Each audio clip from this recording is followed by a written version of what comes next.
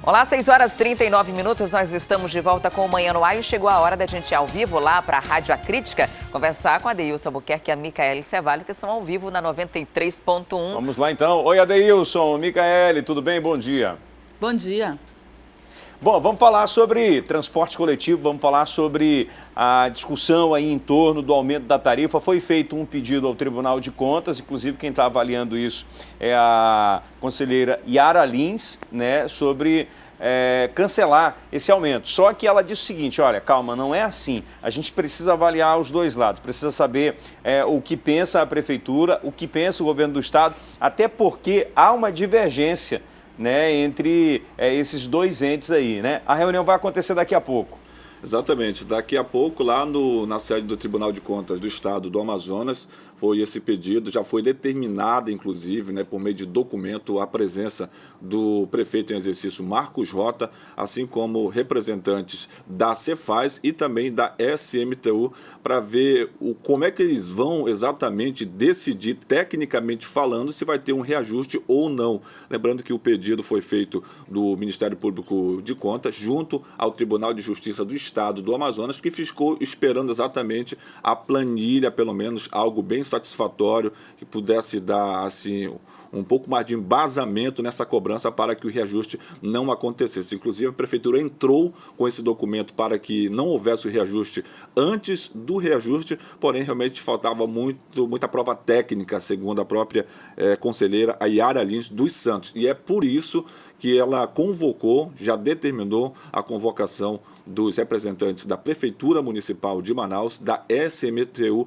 e também da Cefaz para discutirem tecnicamente hoje, lá no Tribunal de Contas do Estado, o reajuste. Se vai permanecer a 1,80 ou se vai voltar para o valor anterior. Por enquanto, a população segue sofrendo com os ônibus que a gente vê neste momento na TV, por exemplo, ônibus lotados, filas monstras nos terminais de integração, assim como também nas próprias paradas, e sem contar com os recorrentes trabalhos de paralisação que os rodoviários, ou pelo menos o sindicato, vem realizando. A gente espera que depois dessa reunião realmente possa acontecer algo favorável, principalmente para a população, que até então só vem sofrendo. Wilson e Adriane. Você falou em 1,80, eu queria que fosse esse valor, né? Na verdade é 3,80. 3,80, perdão. 3,80. Agora sim, Adeilson, eu imagino que os conselheiros tenham menos dificuldades para entender a planilha, né? Porque os vereadores tiveram dificuldade em entender a planilha, em entender esse cálculo. A Prefeitura apresenta uma justificativa para chegar a 3,80, o Estado diz assim, não é isso, não é esse o valor, a gente só retirou 12 centavos, né? Então a gente espera que a coisa possa chegar a um consenso, né? Ah, sem dúvida. E a pergunta também, Wilson, desse valor que já foi reajustado, né?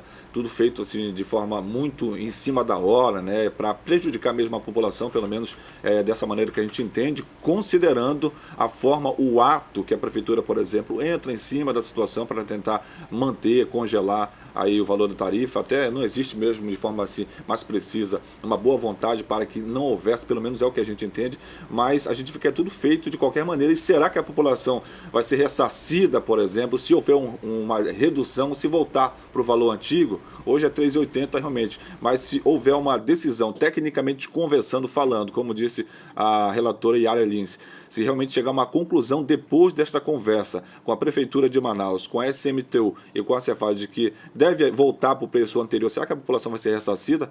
Eu acho muito difícil, duvido muito que isso aconteça, e também que haja a volta do valor anterior, né? No caso agora 3,80.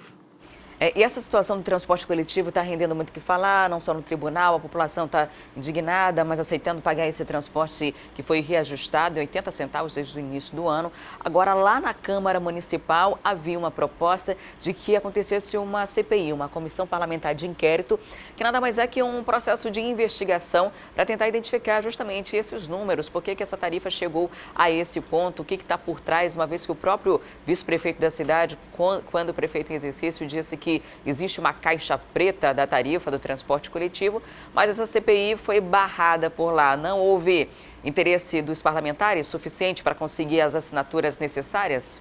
Isso mesmo, viu, Adriane? Faltou apoio, olha só. A proposta foi da vereadora Joana Dark, né? Essa proposta que ela apresentou aí para se criar uma CPI para analisar todo o transporte coletivo, desde ali até mesmo a concessão, né, do serviço para as empresas que estão aí rodando na cidade, mas ela só conseguiu 5 assinaturas. Seriam necessárias 14 assinaturas, por quê? Porque representa 1/4 dos membros da Câmara Municipal de Manaus. Ela não chegou a esse número e aí, justamente nessa proposta de criação de CPI, ela questionava principalmente a concessão do serviço de transporte, né? De acordo com ela, o contrato para concessão não estaria sendo cumprido desde o início, ou seja, não é só questão aí do aumento da tarifa e da justificativa, vem desde a concessão, desde esse contrato aí, que a gente não conhece todas as cláusulas, que eles queriam fazer essa análise. Não conseguiu-se, então, a criação da CPI, só 5 assinaturas não é o suficiente, mas a vereadora disse que não vai desistir,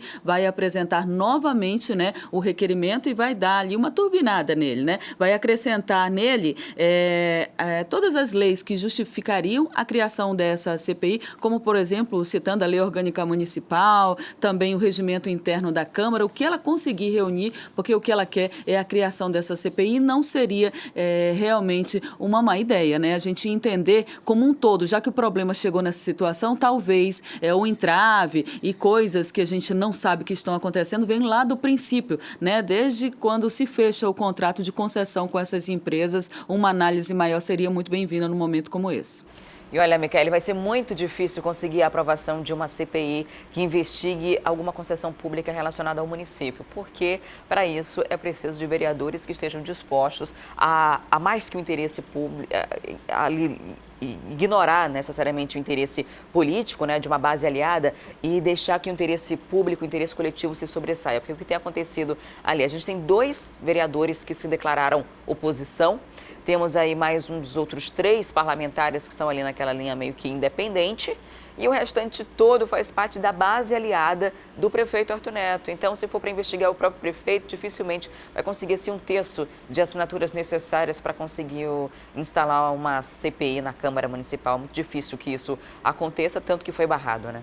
É verdade. A gente espera o quê? Que a população cobre, porque a partir do momento que eles são cobrados, né, pode ser que haja aí uma movimentação em torno disso. A vereadora vai insistir e a gente, né, que quer realmente ver essa história esclarecida, ver as claras, né, todos os acordos que incluem aí a concessão de transporte coletivo, espera que realmente uma hora isso aconteça, nem que seja por cobrança da população. Bom, daqui a pouco a gente vai voltar então a conversar com vocês. Vamos falar sobre a blitz que deve acontecer no estacionamento dos shoppings. É outra briga, né, do consumidor, né, porque reduziu o tempo de carência de 30 para 15 minutos e também aumentou o valor da hora cobrada. Até daqui a pouco. Até daqui a pouco.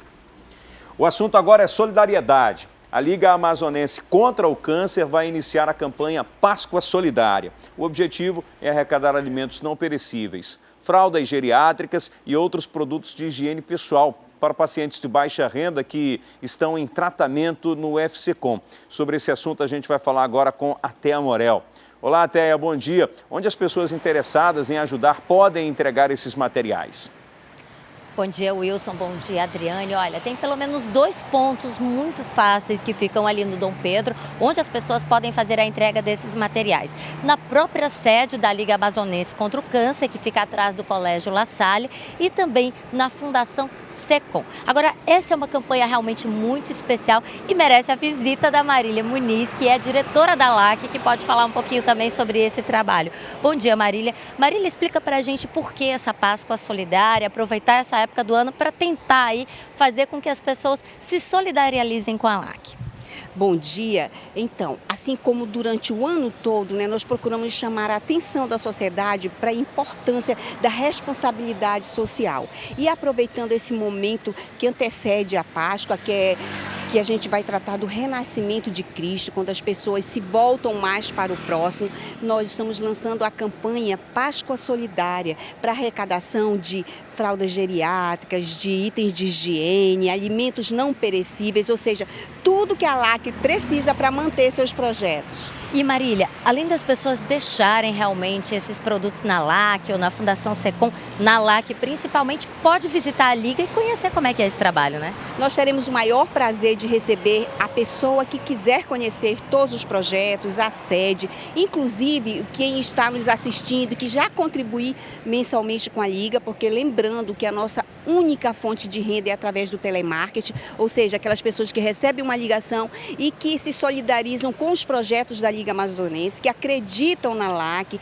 ou seja, nós estamos de portas abertas para quem quiser fazer uma visita e vir conhecer todos os trabalhos que são desenvolvidos pela Liga Amazonense contra o Câncer. Vamos falar um pouquinho desse trabalho. Quantas pessoas estão sendo atendidas na LAC nesse momento e como é que é esse atendimento? Então, durante a manhã, nós servimos o café da manhã para aqueles pacientes que passam em média lá pelas consultas ambulatoriais, pessoas que vão fazer exames, uma média de 500 pessoas por dia.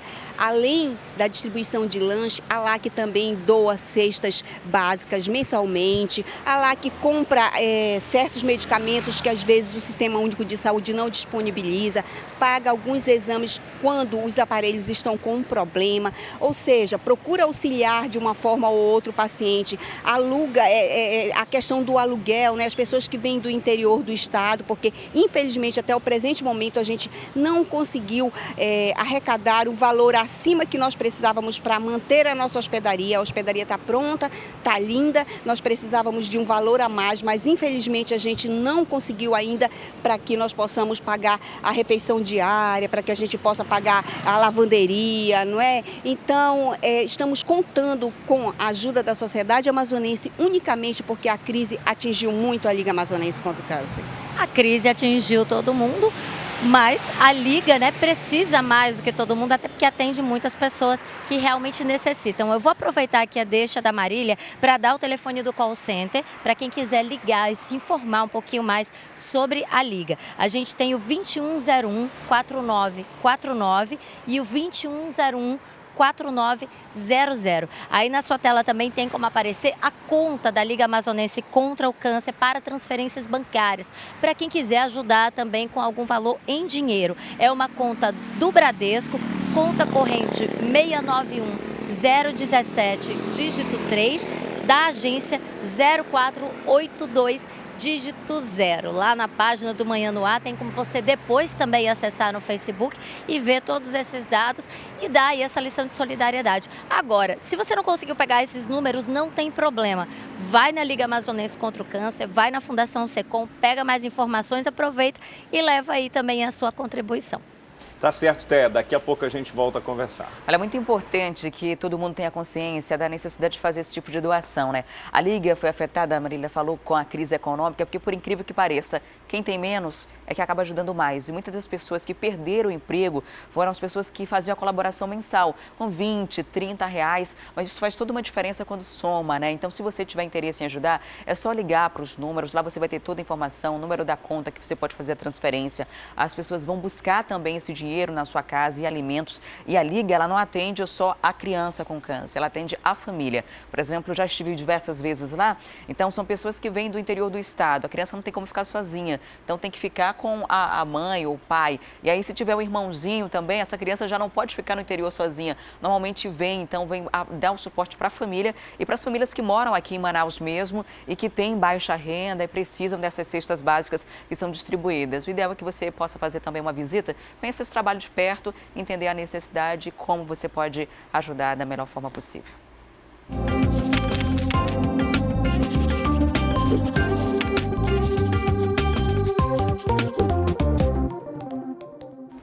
E no quadro Lição de Casa de hoje, vamos falar sobre horas complementares. Quem é universitário e está concluindo o curso precisa se dedicar a essas atividades extras. Essas atividades muitas vezes acabam sendo confundidas com estágios. São obrigatórias e indispensáveis para quem vai se formar. A gente vai saber um pouquinho melhor como conseguir essas horas na reportagem da Júlia Magalhães e do Gustavo Barros. A Larissa tem 22 anos e está na reta final da faculdade de jornalismo. Para se formar, ela precisa de 180 horas complementares. No caso dela, já estão todos os certificados guardadinhos numa pasta.